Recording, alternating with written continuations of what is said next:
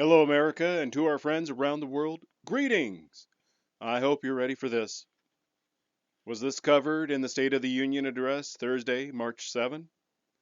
I didn't watch nor listen this year. I was participating in a local community event. I've listened and watched in the past the State of the Union address, but I'm attempting to put myself out in the community by attending city council meetings, asking questions of those in the local government, extending my connections by becoming more involved in a variety of activities in my area.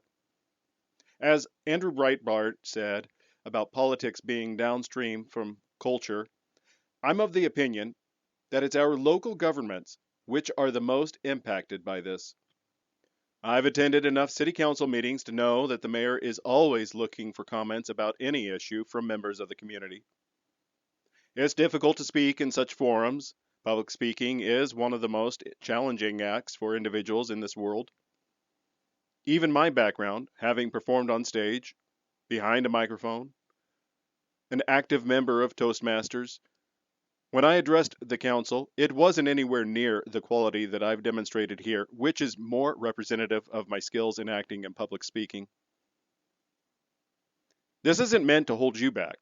I share it because the things which matter to us are most likely local and are issues which will have the most impact.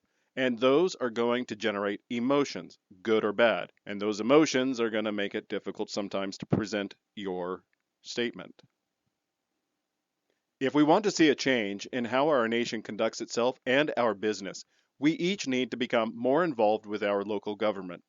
Otherwise, we risk being blindsided and possibly waking up one day to find our community isn't ours anymore. 320,000 illegal immigrants being flown in. This puts us far beyond my statements as being hyperbolic. For March 2024, Biden administration admits flying 320,000 illegal immigrants secretly into the U.S. to reduce the number of crossings at the border has national security vulnerabilities. A lawsuit reveals Biden's C as in Charlie, B as in Bravo, P as in Papa is refusing to disclose airports where it is flying undocumented aliens from other countries. It comes amid a continued flow of illegal immigrants over the southern border. Biden's expansion of the CBP One app allows migrants to apply for asylum in their country, be flown to the U.S., and given 2 years to obtain legal status. By Caitlin Corral, Daily Mail. Joe Biden's administration has admitted transporting illegal immigrants on secret flights into the U.S., and lawyers for its immigration agencies claim revealing the locations could create national security vulnerabilities. Customs and Border Protection has refused to disclose information about a program last year secretly chartering flights for thousands of undocumented illegal immigrants from foreign airports directly to U.S. cities. It means that while record numbers of illegal immigrants were flowing over the southern border last year, the Biden White House was also directly transporting them into the country. Use of a cell phone app has allowed for the near undetected arrival by air of 320,000 illegal aliens with no legal rights to enter the United States. It comes after a controversy over a 2022 transportation program in which the administration used taxpayers' money to move illegal immigrants throughout the country on overnight flights.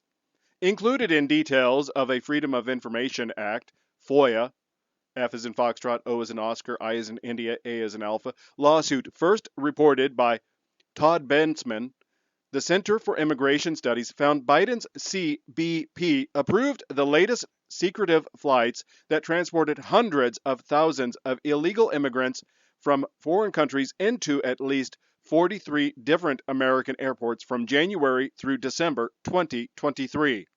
The program was part of Biden's expansion of the CBP One app, which kicked off at the start of last year. Illegal immigrants were able, under Biden's expansion, to apply for asylum using the app from their home countries. But the Center for Immigration Studies, C as in Charlie, I as in India, S as in Sierra, notes that the transportation of these migrants directly to the U.S. is one of the lesser known uses of the app. Aliens who cannot legally enter the U.S. use CBP-1 to apply for travel authorization and temporary humanitarian release from those airports. Under this parole release, illegal immigrants are able to remain in the U.S. for 2 years without obtaining legal status and, meanwhile, are eligible for work authorization. The administration first said it would not reveal which airports the undocumented aliens were transported, citing a law enforcement exception in the refusal to hand over information. But new information from CIS lawsuit reveals the locations were not disclosed due to fear bad actors would inflict harm on public safety or the information would create law enforcement vulnerabilities. CBP lawyers wrote that revealing the airports would reveal information about the relative number of individuals arriving and thus resources expended at particular airports. That would in turn reveal operational vulnerabilities that could be exploited by bad actors, altering their patterns of conduct, adopting new methods of operation, and taking other countermeasures.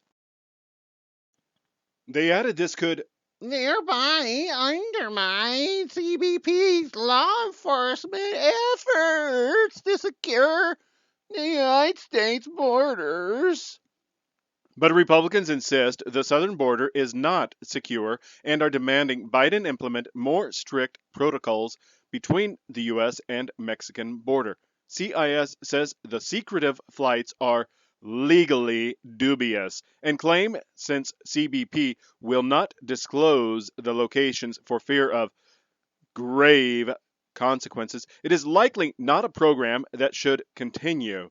Lawyers also did not disclose the locations of foreign airport departures, making it unclear where these illegal immigrants are coming from. But those eligible for the CBP-1 applications are citizens from Cuba, Haiti, Venezuela, Nicaragua, El Salvador, Guatemala, Honduras, Colombia, and Ecuador.